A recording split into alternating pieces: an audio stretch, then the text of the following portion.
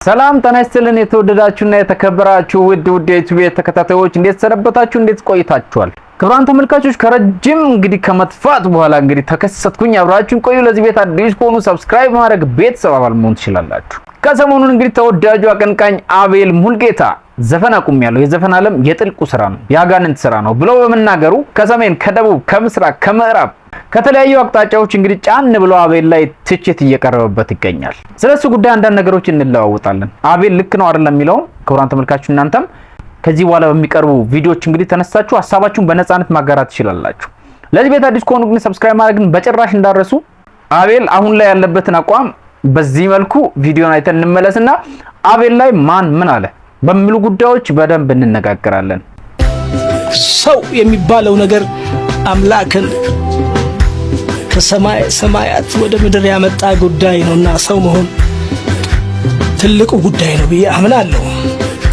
ከኢትዮጵያ በላይ የምትገርም ሀገር አለች ወይ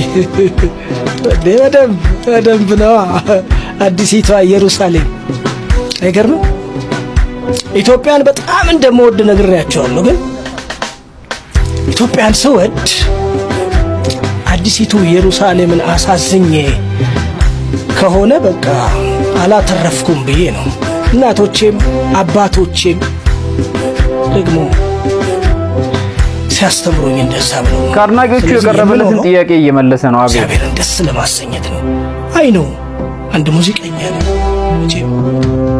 ሰው ያው ደካማ ነው ብዙ ኃጢያት አለበት እንደ አንድ ኃጢያተኛ ሰው ግን በቃ መመኘው ተስፋዬም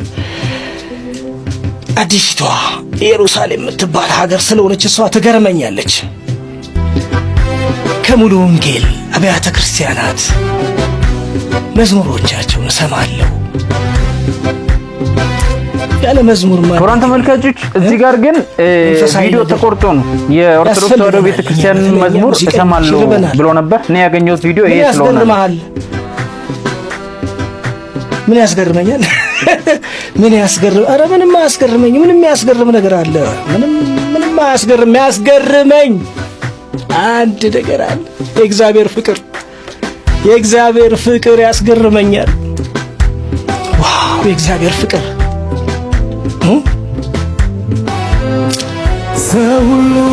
ዓለም ሁሉ ጻድቅ ሆኖ እኔ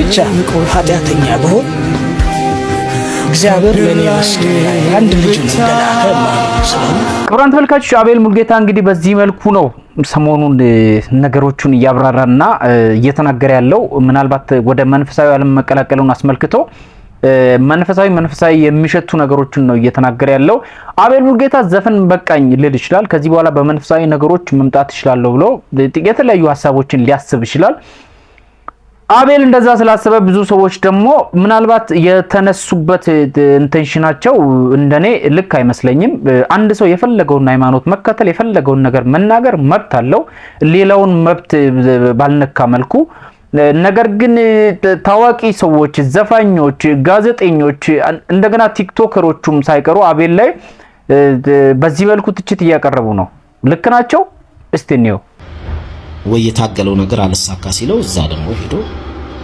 ኦኬ እዚህ ዘፋኝ የነበረው እዛ ምንድነው የሚሆነው ብዙ ጊዜ ዘማሪ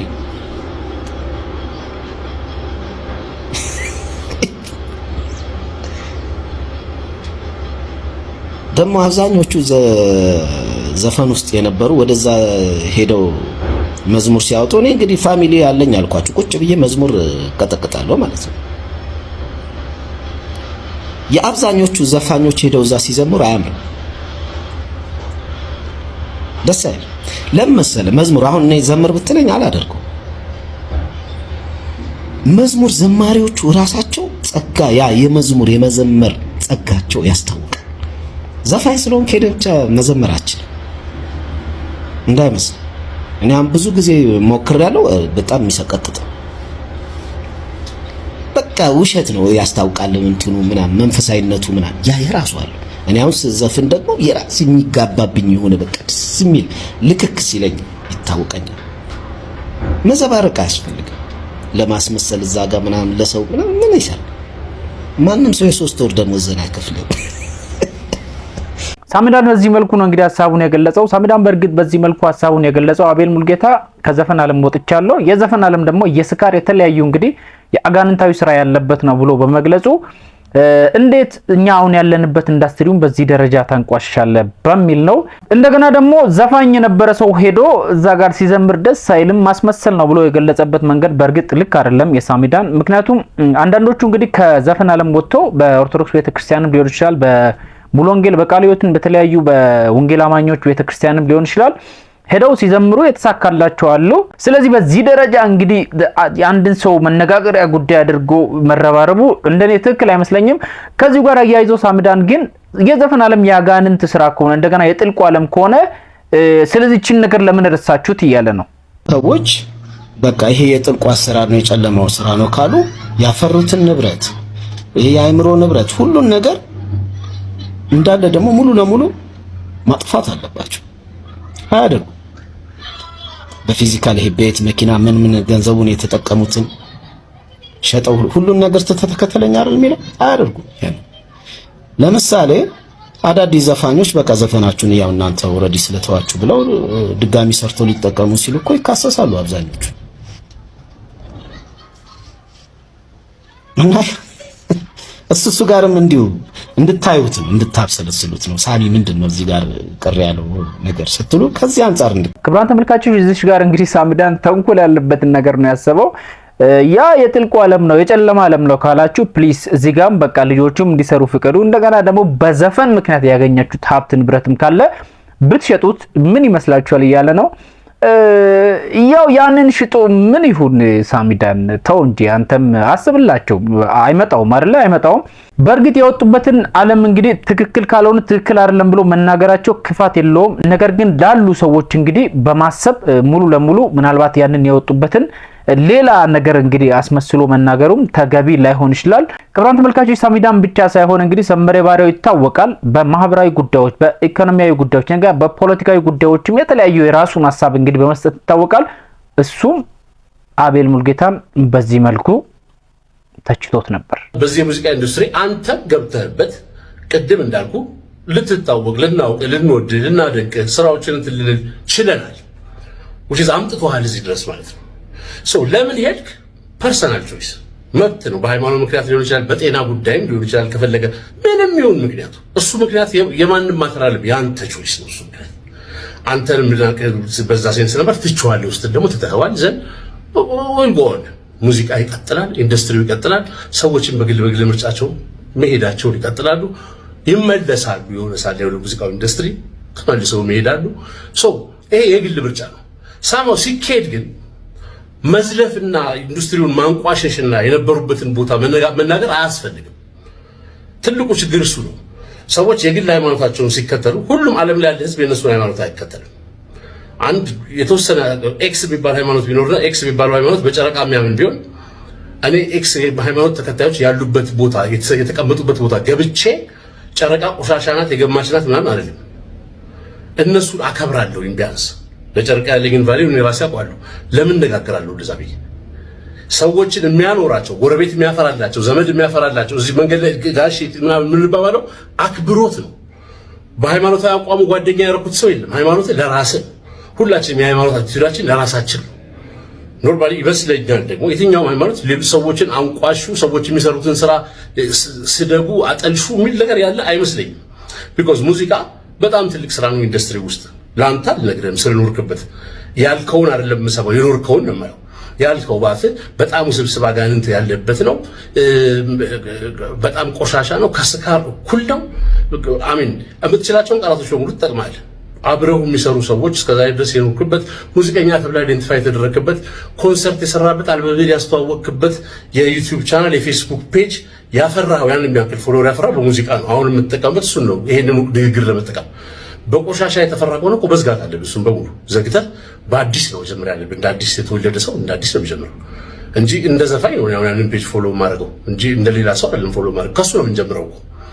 እና ኖርማሊ ያንተ በጎ እንደሆነ እኮ ተስፋ አደርጋለሁ። በጎ እንደሆነ ማለት በቃ ለነፍስህ ሚኒንግ ነው የሰጠህ እምነትህ ነው። ሄደሃል። በቃ ከሄድክ ኖርማሊ ሰው ተመስግኖ ነው መሄድ ያለበት። ተሳድቦ መሄድ የለበትም። ምክንያቱም ልክም አይደለም። መከባበርን ያጠፋዋል ሲጀመር። ሰዎችን በሚሰሩት ስራና በምናምን ስራ ማጠልሸት ልክ አይደለም።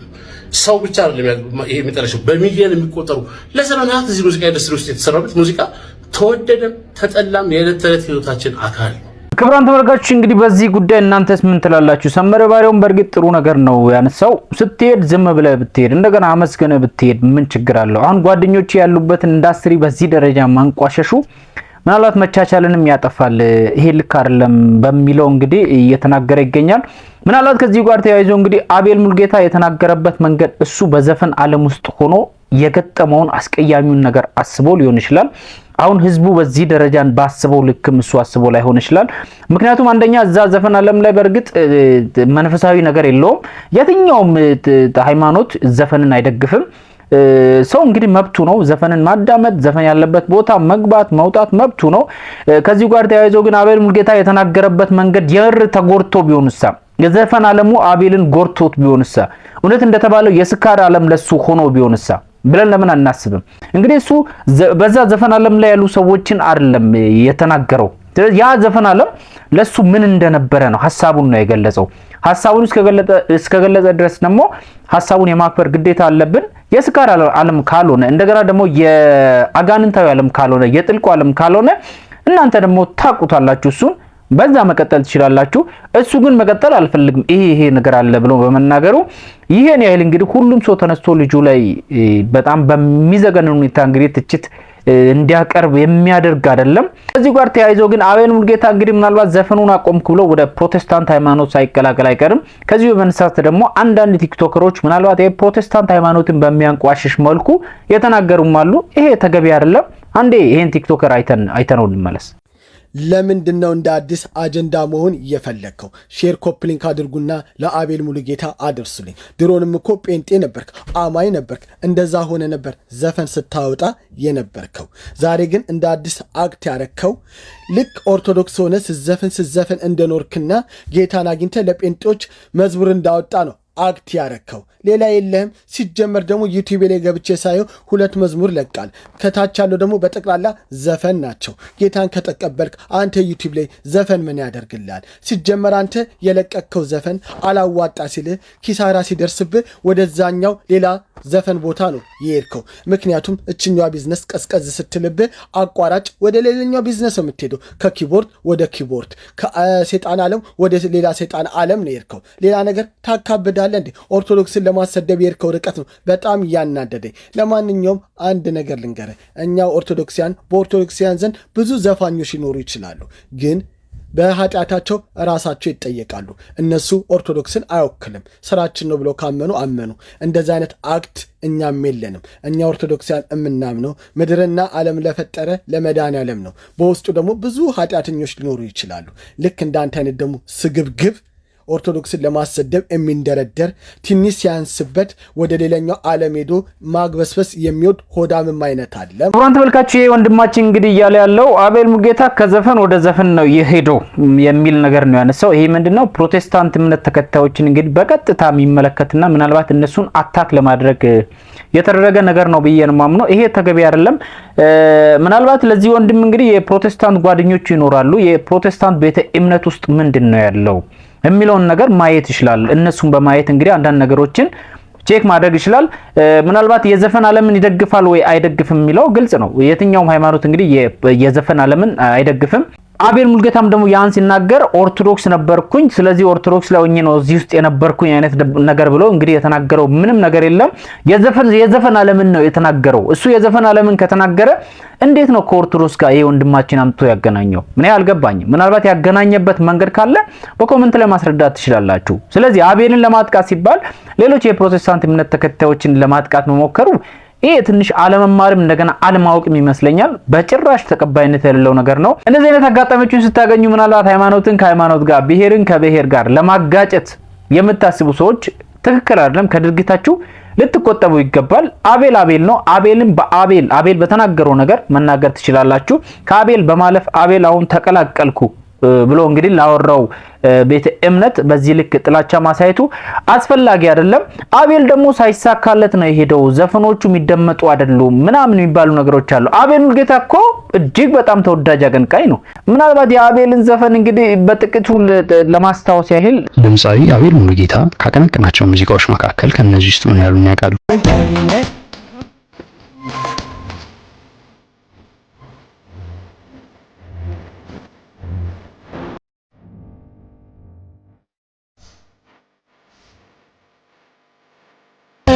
Father, you wish.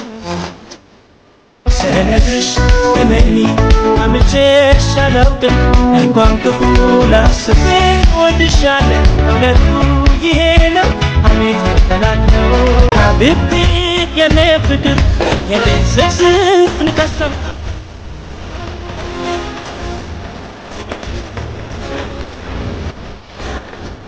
Madame Gabachalu, your bats. ከፍቅር ሸሽተ እስቲ በኔ ሞት ስትቆይ ሳትያት ለናዘዝ የፍትህ ፍቅርን ጥሎም አያስቀጣም ወይ